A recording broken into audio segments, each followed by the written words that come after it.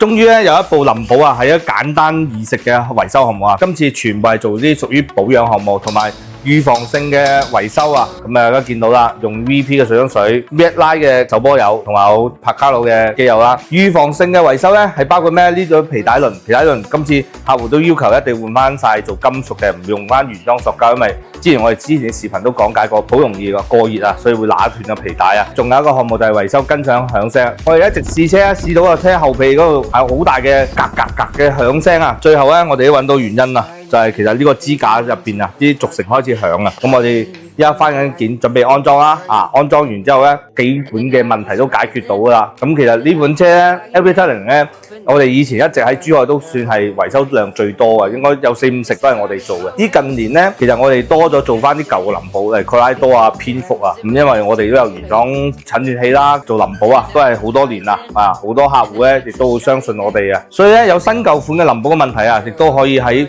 微信入邊諮詢下我哋啊。